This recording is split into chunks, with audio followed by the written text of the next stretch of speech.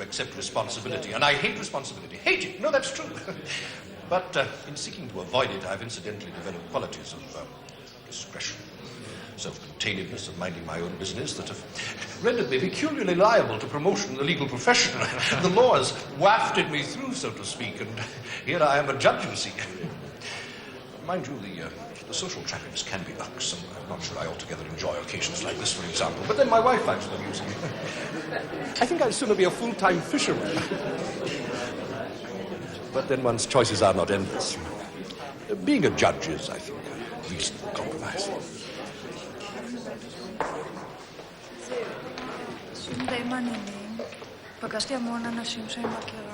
Heather, do you practice that smile in front of the mirror, or is there some device for locking your jaws? Kitty, my good woman. I didn't expect to find you here. Why the hell do we do it? How are you? Fine. When did I get out, you mean? Yesterday. It's speeded up like everything else. You can be dried out in less than a fortnight now, for the same price, mind. Look, do you think you ought to be doing this again so soon? That's the whole point. That's the difference between the nursing home and the Grassmarket doll's house. The nursing home gives you the stamina to carry on. Incidentally, the flowers were lovely, as always. I'm glad. Only don't send any next time. That sort of sympathy makes it less of a punishment. And, well, if I'm going to make it work, I've got to go on believing I'm a bad girl. Anyway, I asked you a question. I said, why the hell do we do it? But it's all right, I know the answer. You do it to preserve Gilbert's illusion that he does it to please you. I do it to embarrass Alistair. Although you'd think he'd be past that by now. There must be some compensations. Who are you trying to convince? Oh, there's money, of course. Money for drink and clothes and holidays and private nursing homes. Kitty, you depress me. I depress myself. Well, here we are, Heather, shipwrecked, washed up on the wilder menopausal shores. Have you ever tried a lover? I did once. My 39th birthday it was. Well, I remember that one well. I took up with Alistair's junior. You never told me. I never told anyone. He turned out to be just like Alistair. You know, he even used to swing his legs over the side of the bed in the morning and say, life, life, life, just like Alistair. Now, you could have done a lot better in that direction than me. You at least always looked good. Does that boy at Fenner still do your hair? That boy? Yes. He's left Fenner's, though, set up on his own. He does a good job, I'll give him that. When he needs the work. Do you think he'd do mine? Well, it's rather a dreadful shop. It's messy. They don't sterilize things. And there's cat. 2 weeks ago, I was watching little red things crawling out of the nursing home curtains. You don't seriously think a spot of dirt's going to bother me. And as for the cat, well, since it's a real cat, sounds a rather unlikely place to see you, though. It's my boat hole, Kitty. It's the most undemanding place I know. Just for the moment, it's got to be private. Right. I'll keep up. Come on now, Heather, Kitty. Do your bit. Circulate. How's the sciatica, by the way, Kitty? Alistair told me. Your spell in the nursing home. Now, what about that nice professor of jurisprudence from Arizona? He's just like Robert Redford. Put his hand on my arm just now, and well, I can tell you. Sorry, Esther. I have to go and rest my sciatic nerve. You really should try and fight against it, you know. And I'm surprised at you, Heather. You know what it's like to serve on a committee. Remember her at school, wetting herself in the Scots Bluebell tableau. That was you. True.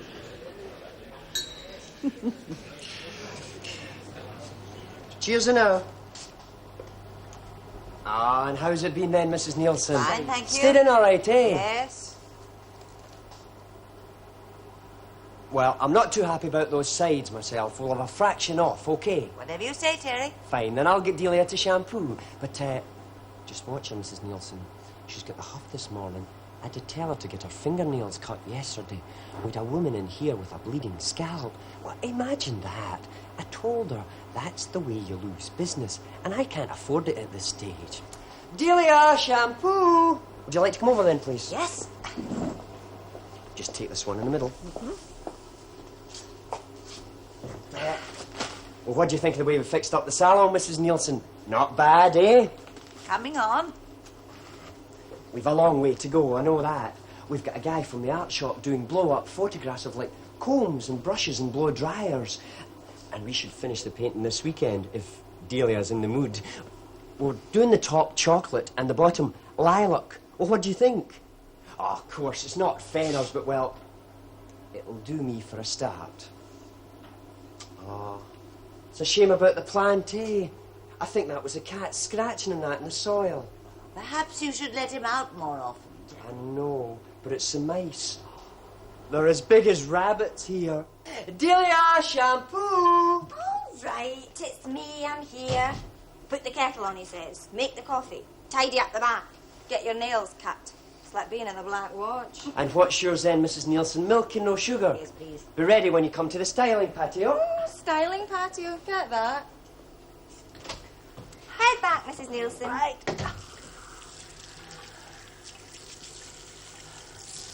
Water all right for you? Yes, thank you, Delia. Here. He's got the half this morning. Terry, have you noticed? He's got a fistful of bills in the post and there's no going near him. He's worried. It's only natural starting out in business for the first time. Well, Jinx, I'm worried too. My mum's after me to pay more of my keep. Well, I could manage that in the last place I worked. And I've still got 2 instalments to go on my suede coat. He knows that. Here. Big night tonight, eh? Again? Lucky you. You get out an awful lot. Yes, too often. Couldn't be too often for me. And for the bright lights. Well, you're young. Not for long, though. That's what I tell Terry. Why are you straining away? I mean, I'm 18 and the only action I see now is a quick drink after work if I'm lucky. It's not as if I've got a ring to show for it, let alone a deposit on a house. He's put the engagement off twice. You're anxious to get married? Well, it's got to be one thing or the other. I mean, if you're getting nothing now, you've got to have a future. Something definite. Something there. That's how I see marriage anyway.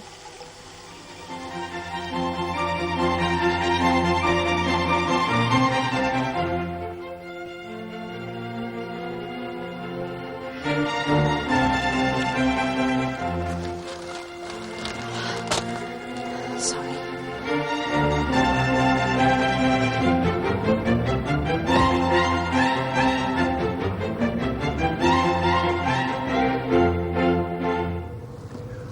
Well, I must have a word with those chaps about that conversion. Why? I suspect it's going to be another hotel, only 5 doors down the road. What's your Conservation Society doing about it? It's not my Conservation Society any longer. I've resigned.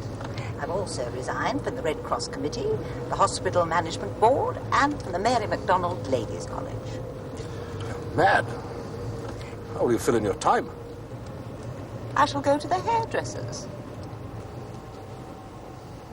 Gilbert, I don't mind if there's a hotel 5 doors away. Once I might have, but not now. I wouldn't care if it was next door. Wait till it affects the value of our property, then you'll care. Gilbert, there are people who pay for their winter overcoats in installments. Certainly there are. You think I don't see them in the courts? What about the money? I have told you.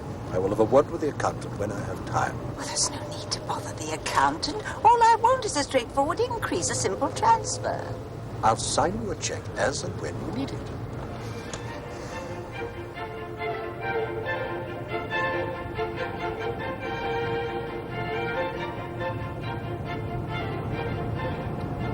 I see your friend Kitty's back in circulation again.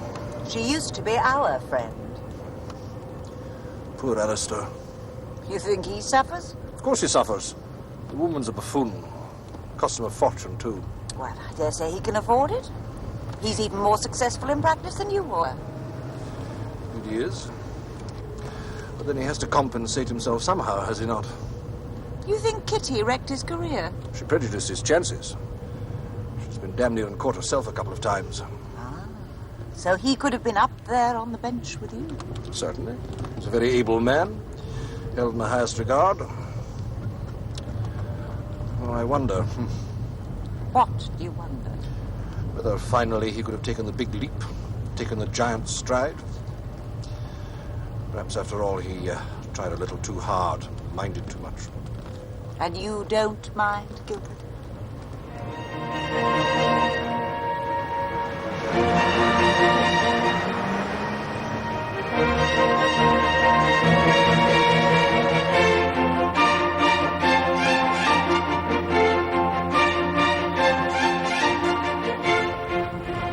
Are you well today? Fine. I find Kitty illuminating. The older I get, the dearer she becomes. I can see you're determined to be perverse this morning. Another mood.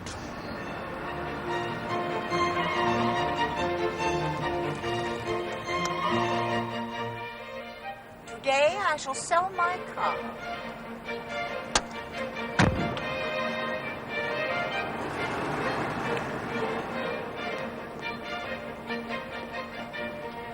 I suppose we must observe the formalities and call it a loan or an investment. You wouldn't grant me the grand gesture. No, I'm sorry, Mrs. Nielsen. I just could not take it, not even as a loan. Terry, you really must learn to be more businesslike. That's true, Terry. It's true, or you'll never get on. When you're properly established, we'll make proper arrangements for the repayment of the loan.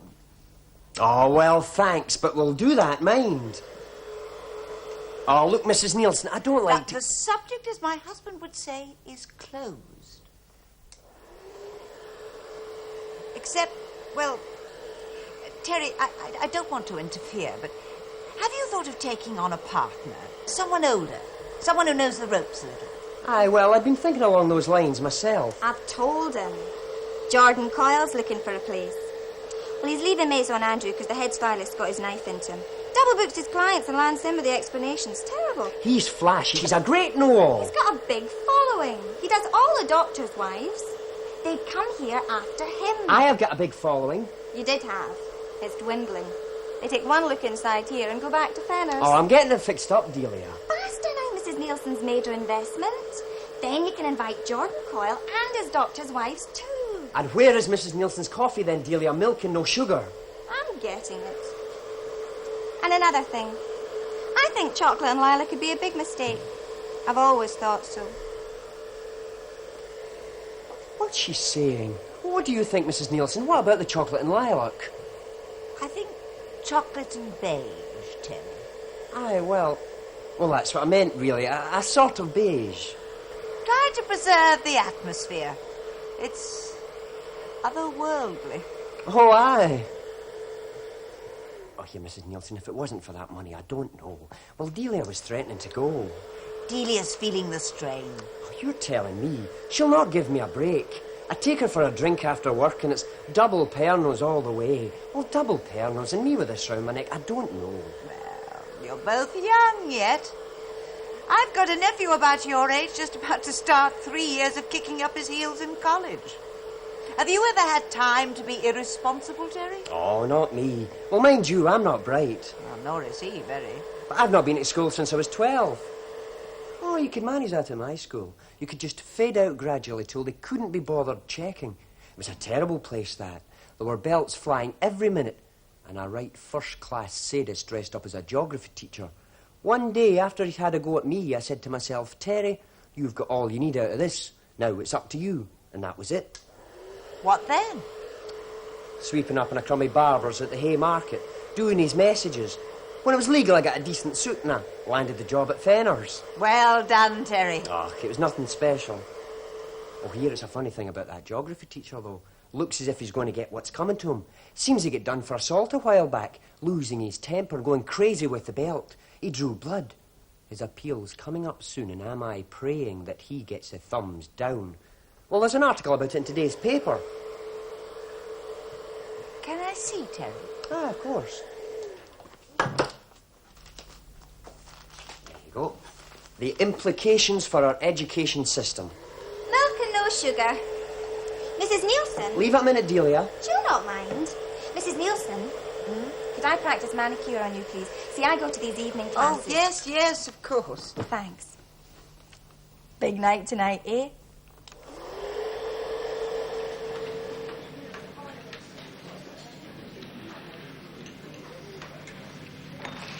Gilbert, a boy.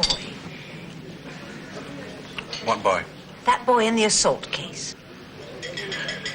Well, He gave a very good account of himself at the first trial. keep your voice down. He hid another boy's jacket. As a joke. So he said. But it looked more like theft. He was flogged, Fred. The wheels on his back were there for weeks. Teachers have an impossible job, in that type of school especially. You've no idea. This is an improper discussion. Yes, husband and wife. Will you hear the appeal? I am one of 3 judges. But your word would count. Not a melodrama, suddenly. Heather, we've never discussed cases before as a matter of principle. I'm interested. I've become interested. That is because you've deliberately cut yourself off from interests of your own. Interests? Time savers, you mean? Activities appropriate to the middle-aged wife of a very successful and rather rich professional man. Rich? Why do you say rich? We are reasonably comfortable. Just. Incidentally, what happened to the money you got for the car? Gilbert, I know as well as you do that the law is open to interpretation. What governs your interpretation? My ability, my training, my experience. Well, Well, is that all you have to say? certainly. Why do you put me off with a simplistic explanation? Simplistic. Where did you find a word like that? You've been reading books again, eh?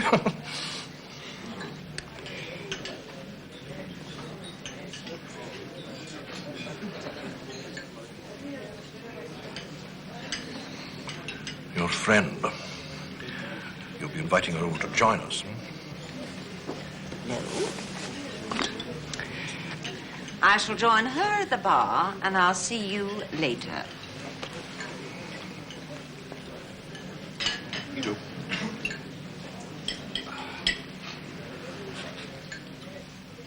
I didn't mean to interrupt. Oh, we finished. Brandy, please. Do people actually eat in the middle of the day? You should eat more. Oh, that reminds me, Heather. By some oversight, you seem to have sent Alistair and me an invitation to dinner next Friday. No oversight, Kitty? Thank you. I want you to come. Nobody's asked us both to dinner in 10 years. Not even you. In fact, I had the impression that all our little hen parties were as much as Gilbert would allow, seeing he thinks I should be in a reformatory.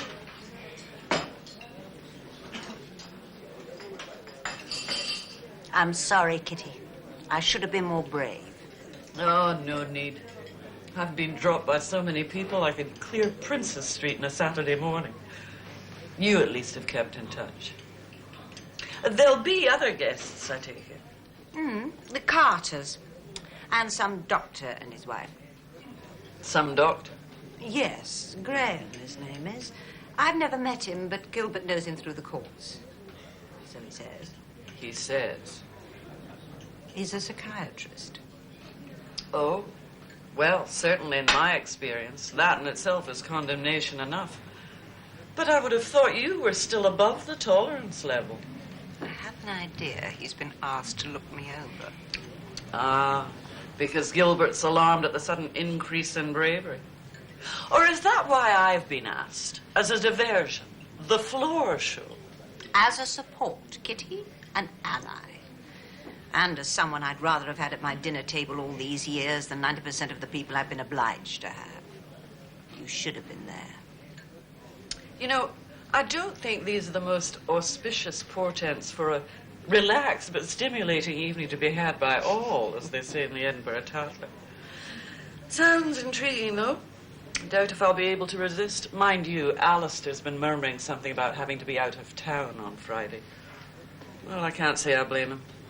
Still, if he sticks to that, I'll come alone. Or would that put out your numbers? Numbers, Kitty, numbers. I want you to come. Kitty, have you any money? You mean I have to pay? No, no.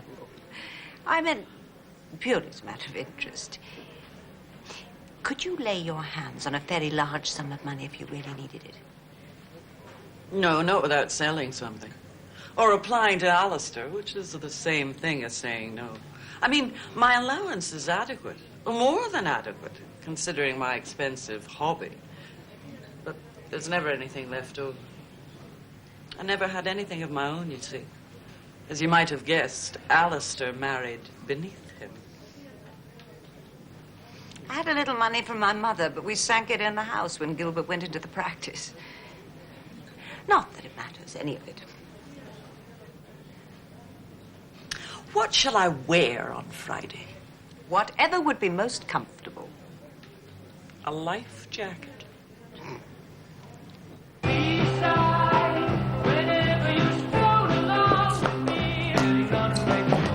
Didn't know you got a floor show as well, did you?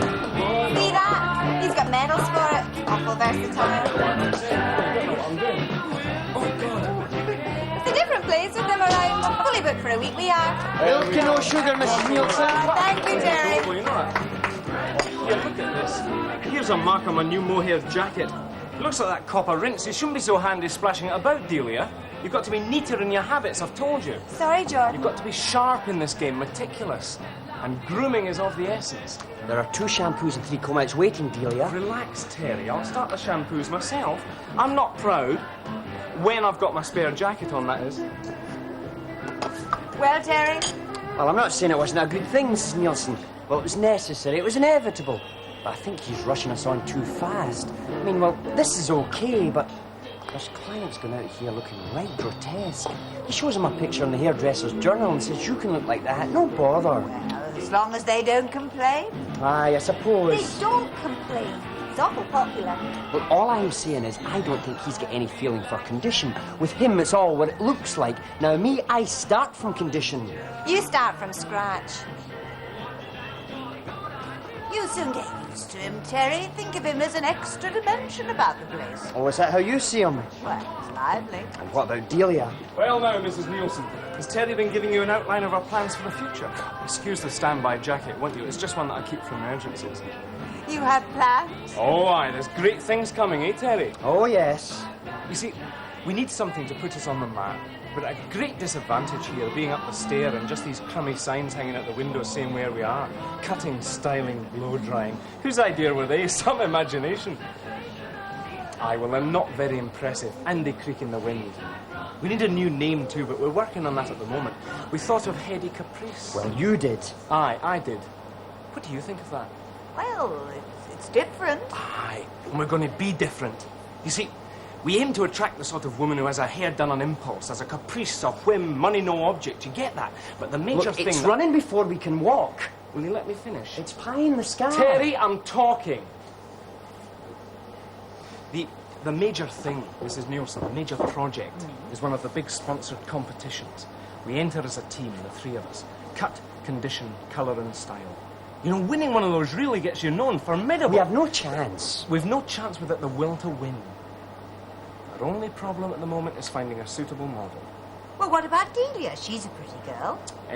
Well, the rules say a team of 3 plus a model. Actually, I've got my eye on a girl croupier at the Ace High Club. Do you know that place? No. Aye. I did her a Moonstone Highlight Autumn Dawn rinse after some Burke pulled a bad bleach job on her. She's been grateful ever since. They're a good class of girl, those croupiers, eh? I expect so. Oh, my. Good brains as well. Can't afford to miss a trick in that job. You have a design? I'm working on it. Look, are you supposed to be shampooing? There are 2 clients sitting there. Easy, Terry. They're not bothered. They're enjoying themselves. These young doctors' wives like having a wee chat at the hairdressers, don't you, ladies? Of course you do. Anyway, Delia's coping. I'm coping. We so. Here, I tell you what, I'll buy you a triple Pernod after work. Oh, thanks, Jordan. Thanks a lot. I feel romantic. Can He we had the do cat it put again? down, too. Can we do it again?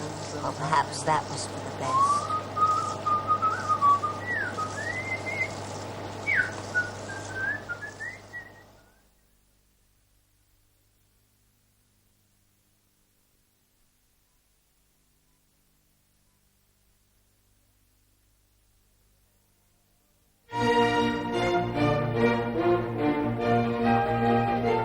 As I remember, the question was, Gaius Publius trespassed one day upon his neighbour's land with the intention of stealing his neighbour's chickens.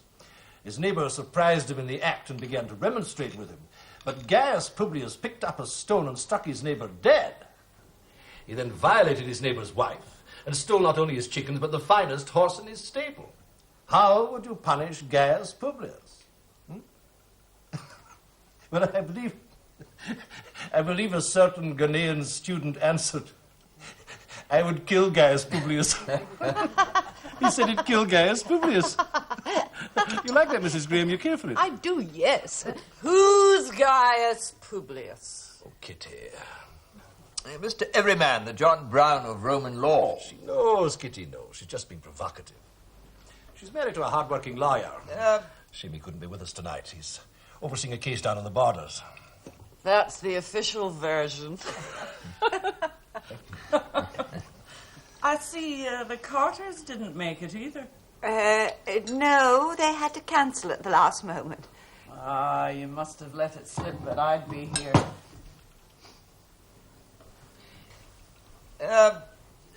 It is remarkable, though, how specialized we become in our own particular field, and how we will assume, baselessly, more often than not, an understanding of what we consider as most elementary principles in every member of the lay public.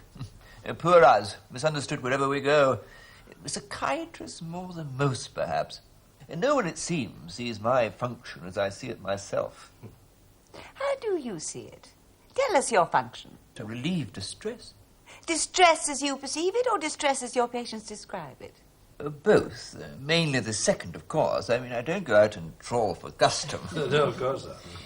But there are people who disrupt their own lives and the lives of those around them who sometimes, perhaps unwillingly, are referred to me. What kind of a euphemism is referred? Are persuaded to see me. And more often than not, they too, finally, will admit to experiencing distress. Oh, well, I think we'd all admit to that. Then it becomes a question of semantics. Semantics? Oh, semantics. You're about to raise a question of professional judgment. All right, there's always a question of who judges the judges. Gilbert must have to deal with that too frequently. In that case, I can only point then to the whole corpus of my subject, to my academic discipline. Quite right. And I point to the law. Now, it may surprise you to hear that I do not really regard myself as an intellectual. Ah, Gilbert. No, not really. No, I don't. In fact, I've been through 5 psychiatrists. I was speaking. 6, if you count the poor sod at the nursing home. He trembles more than I do. You should see us shaking hands. And not one of them has succeeded in locating, let alone relieving, my distress. Yes, well, of course, I don't know what your problem is. You don't have to be a psychiatrist to know what my problem is. Yes, well, I don't know the details. I suspect that Kitty has begun to enjoy her distress. Yes. Do you, Gilbert? Do you suspect that? What do you think of the new exhibition of Scottish landscape painters, Mrs. Graham? I know you're interested. Why did you sell your car, Heather? What? Now, don't lose your nerve. Tell us why you sold your car. She's about to buy a new one. Are you? No. Nonsense. You can't get about without a car. Well, I've managed perfectly well for the last 2 weeks.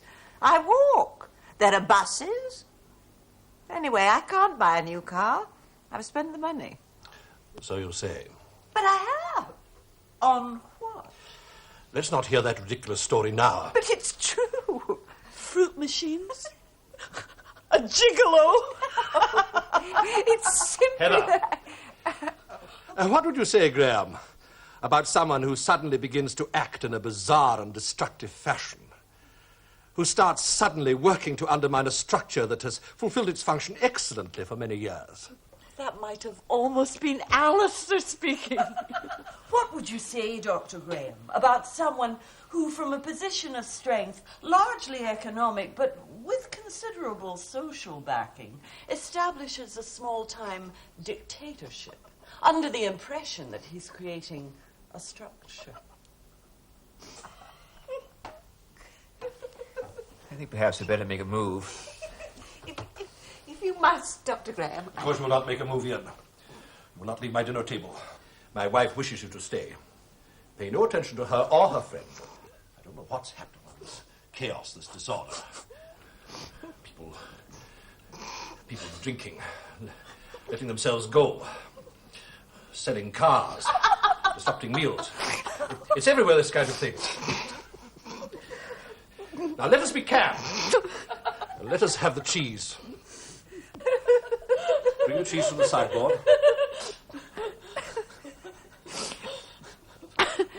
You get it, Gilbert. You're nearer. Certainly. I have no desire to make an issue of it.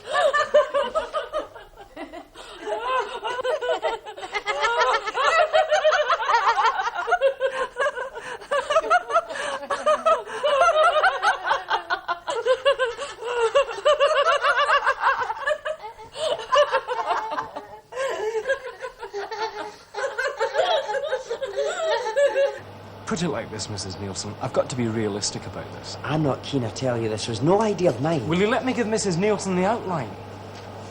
You see, it did seem feasible to use this girl Croupier at first. But, well, she's put on an awful lot of weight lately. That's right, isn't it, Terry? You see, they have to get 20 minutes off in every hour at the casino so that the concentration doesn't go haywire. And this one spends her 20 minutes eating anything that's going. And, well, now, no chance. Not in that lineup. I suppose the opposition's bound to be pretty fierce. Right, dead right. Believe me, I've seen some of it. Straight out the Edinburgh Tatler and the Scottish Field and that. You know, real professional stuff. So, what do we do? Well, is there no other class you could enter? You've got it, that's it. Oh, for God's sake. What's wrong with that? Mrs. Nielsen's hit the nail on the head. There is another class, evening elegance it's called. It's aimed at the mature, sophisticated woman. Well, that's obviously the one you should enter. I suppose you'll need a more mature model. Right. Well, I am going in the back. He's not up to himself this morning, Terry. He's been letting this assault case in the appeal court get on his nerves. He's been reading the paper. He's terribly sensitive. Yes, I know. This competition. Now, you, Mrs. Nielsen, are the most attractive, mature woman that I've ever seen. And then there's your clothes. Elegance personified. I? Uh-huh. You want me to be your model? If you would be so very, very kind. Now, here, look. I've got the design drawn out. Now, see this? 1,000 pinpoints of light exploding from a central point just below the crown. Sets off the shine that way, formidable. But I couldn't possibly... With you, we couldn't fail. We'd carry off the class prize easy, and we might even manage the best in the show. And honestly, this business needs that badly. I'm sorry, I But couldn't... here, the title's the thing. You know they like a lot of topical nationalistic feeling these days, so guess what I've called it? The Caledonian Cascade. You like that? The Caledonian Cascade. It's good, isn't it? Think it over.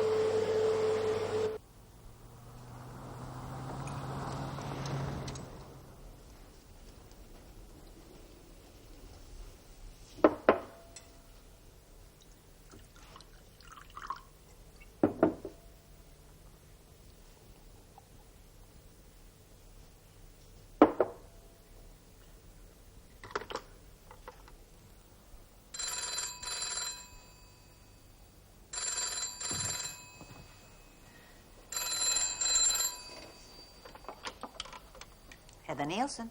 Isn't it dire not having anywhere to go on a Saturday night? I haven't felt like that since I was an adolescent. That's either a reflection on me or because Saturday night at home's a novelty for you. Why am I ringing? Oh, yes. Wasn't there an explosion a moment ago? Did you hear it? Yes, I think it was fireworks on the Esplanade, probably for the royal visit. Oh. I'd rather hoped it was the end of the world. Shall I come? No. Why would you do that? You with no car. Better stay and keep Gilbert company. Gilbert's barricaded himself in his study. Oh, words again. Not many, but all of them to the point. I can't go on. Got a sensitive case on at the moment, Gilbert, hasn't he? Is it affecting him? It's affecting me. Oh, that's no good. Forget that. Look, stay out of cases. I always have. I shall give him one last chance. Then what? You can't leave him.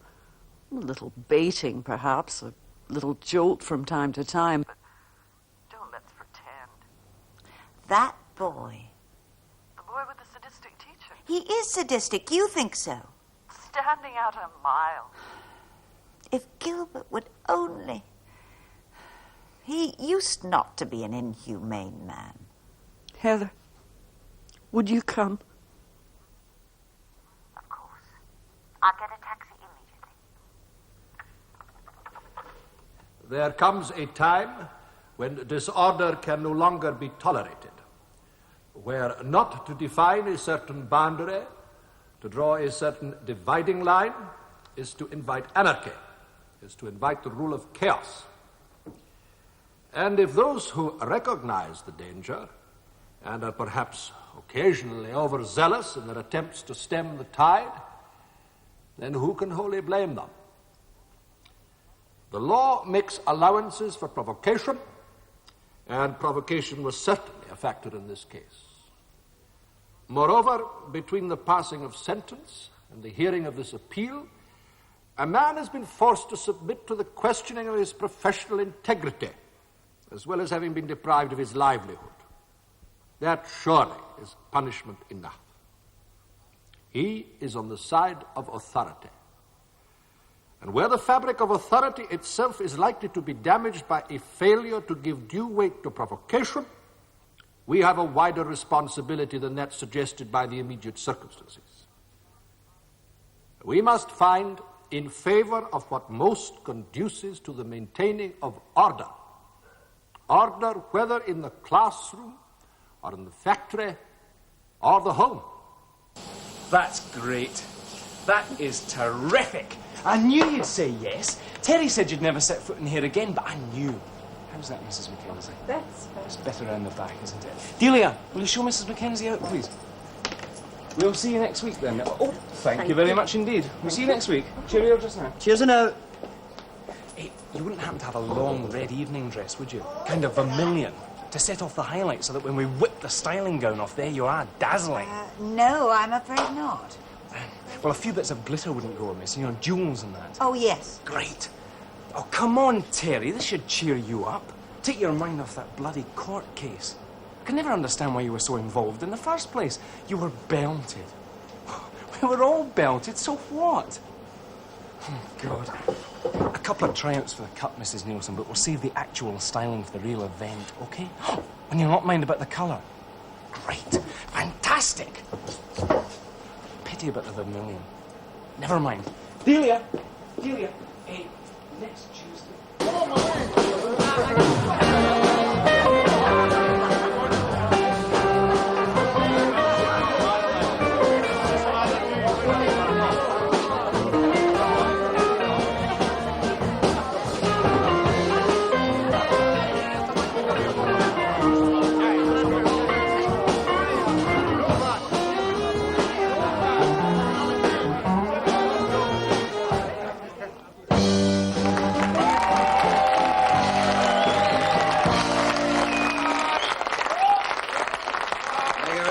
Thank you very much, ladies and gentlemen. You're too kind, but I deserve it anyway. This is your host, Mickey Mulrine interrupting the dancing once again to continue with tonight's lineup for the big titles in Scottish hairstyling expertise. This is the competition which brings together the tops in hairstyling with the tops in hair care preparations, ladies and gentlemen. Petronella shampoos and rainbow rinses. Scientifically, I may say, formulated. Oh, but let's not bother about the chemistry. Let's get on with the show. Here we are, left with 3 lovely winners from the individual sections.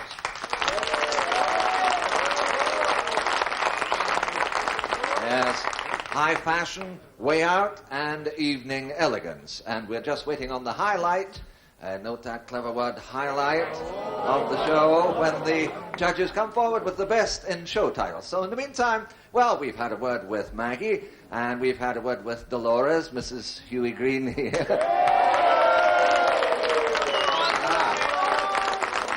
You remember Dolores, that's our linoleum fitter from Bathgate and a great sport, isn't that right? Take me to your leader. Well now, let's have a word with Heather, lovely Heather, who's modelling with the Hedy Caprice team from Edinburgh. Heather, darling, come on and have a word with Mickey, that's the idea. So tell me, Heather, are you a professional model, or is this just a spare time activity like it is with Dolores there? No, this is my first time, actually. Oh, this is Heather's first time. We'd never have guessed, would we? And tell me, Heather, have you any hobbies? No, not really, not anymore. No? What about home ties? Anybody out there in the audience rooting just for you? No. No? No proud hubby? What does he do, by the way, your old man? He's a High Court judge. He's a high... Did you say a High Court judge, Heather? A law lord? Yes. But does that make you a lady, Heather? Yes. Lady Heather Nielsen. Well, how about that? Heather's hubby's a great big High Court judge, and she's a lady. I give you Lady Heather Nielsen, ladies and gentlemen. Mind you, she's wasted on you. Come on, you're too good for them, Heather. Come on and put your aristocratic bottom down just for a moment while I bring forward Jordan Coyle, stylist Jordan Coyle, who may be persuaded to give us the lowdown on the style he's created using Petronella products, of course, for his lovely model. Now, Jordan, tell me, Heather's social life must be pretty hectic. Does this affect your technique in any way? Yes, well, Lady Nielsen is a regular client of our salon, Mickey, and she kindly, very kindly, agreed to act as our model. Yes. Well, let's go and have a closer look at it, will we? Oh, it's very nice indeed. Jordan, very nice. Excuse me, Sonny. And tell me now, am I right in thinking that's a Petronella Rainbow Rinse Winter Sunshine number 472? Yes, it is, Mickey, except for this section here on the crown, which is South Pole White number 534. Oh, I see, just to give it the contrast. Yes, and also to accentuate the swan motif. Swan motif? My last-minute inspiration, Mickey. Floating, as it were, above the Cascade. The Caledonian Cascade, you see. The Caledonian Cascade! I like it. Well, there we are, ladies and gentlemen. Sorry we've got no time to have a word with Jordan's assistants, but there they are. Hello, Delia. Hello, and before I let you go back to brawling like animals... Oh, I'm sorry, was that you dancing? You could have fooled me. Anyway, before you do that, I give you one last time Lady Heather Nielsen, ladies and gentlemen, and the Caledonian Cascade.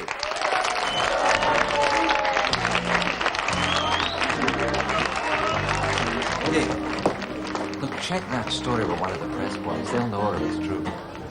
She's either a loony or this could be one of the biggest advertising breaks any of us could wish for. There you go, son.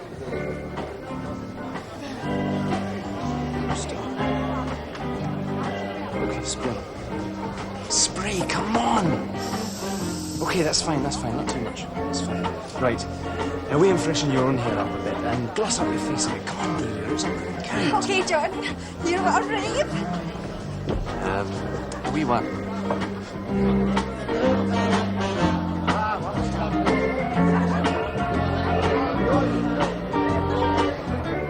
Just let me tell you what's going to happen. Any minute now the judges will give me the name of the winner, right? I'll go forward and announce him. As soon as I've done that, you make sure that Heather gets as much light as possible and the photographers get up close, okay? You mean we're going to win? Come on. She's genuine. You're going to win.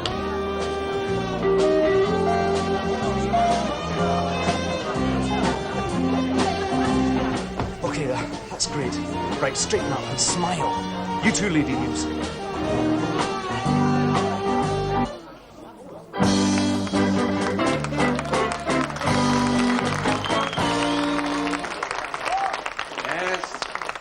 Here we are, the moment you've all been waiting for, ladies and gentlemen. Before I read out the winner, let's take one last look at the very best in Scottish hairstyling. None of their wonderful work possible, remember, without Petronella products. And there they are, the three beauties. Sad that two of them have to go down, but that's the way it's got to be. And now for the judge's decision, which I believe was unanimous. And here it comes. Best in show, as well as our evening elegance winner, is lovely Lady Heather Nielsen from the Hetty Caprice team in Edinburgh.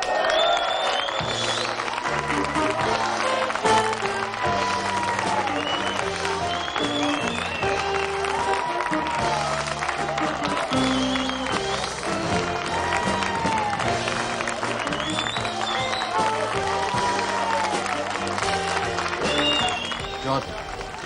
Mr. Gilchrist of Petronella Products has his eye on you. Thinks you're quite a bright lad. He wants to know if you'll stop overnight in Glasgow and talk business. Yes, I'd be delighted. Thank you, Mickey. Do you fancy staying overnight in Glasgow, Delia? With you? Yes.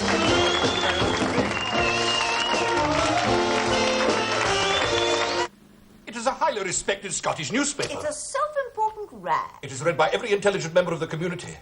It was not generally known that hail starring is one of your interests. People think you're unhinged. You are unhinged. I cannot imagine what you thought you were doing. Try to imagine. If we said you were going away for a rest, perhaps. A man I spoke to last night offered me a contract for some photographic modelling. Very generous terms. Enough to set Terry up on his own. Now Jordan's bound to pull out. Terry, Jordan, Mickey Mulrine. Of course, if you prefer it, we can be divorced. But I don't think that's what you really want. Not, of course, for the noblest of reasons. But on the whole, I think you prefer it if I didn't go. Is that so? Yes, of course. And I'd prefer to stay. On the whole. So, we'd better begin talking. When you're ready. The ceremony, the reception this afternoon. Will you go like that? Oh, yes. But you needn't. I mean, you always say you only go to please me. There'll be royalty present. Well, that doesn't matter. I can make your excuses if you'd be uncomfortable. I ought to be there. No, Gilbert. You want to be there. You don't attend these functions on my account. You enjoy them. I don't. You enjoy them, Gilbert. Did it never occur to you that you may have inflicted undeserved pain? Not at the time. I was half asleep in another world. And now I shall make it up to him. Terry? Where are you? Terry? Are you all right? You fooled us, eh? You had your fun with us. And it was your old man did for that laddie in the court, too. Well, it's not another world. It's the same world. I know. Well, I'm going back to Fenner's. Security, that was. There wasn't much scope, but there was security. Terry, don't be defeatist. I know all about that. If you would only accept... I could not consider you as a partner. But Terry, I wouldn't interfere. I just help you run the business side, that's all. Look, if we fail, you go back to Fenner's and I go back to the hospital management board. No harm done.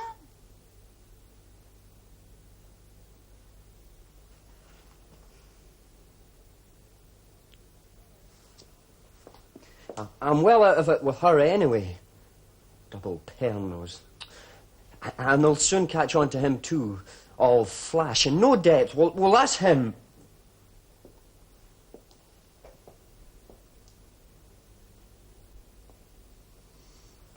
Well, okay then. I'll give it a try. Good. Oh, but here, are you going to let me comb that through before you're seen in public? Should I? It was a swan, then, on her head. So I believe. Good. For a moment, I thought it was time to ring up the nursing home again. She's late. She is coming. So she said. A little unpredictable these days, though, isn't she?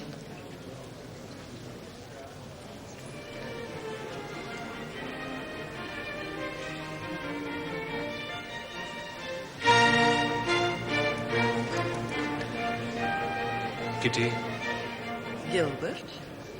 please remember that you are always welcome in our house.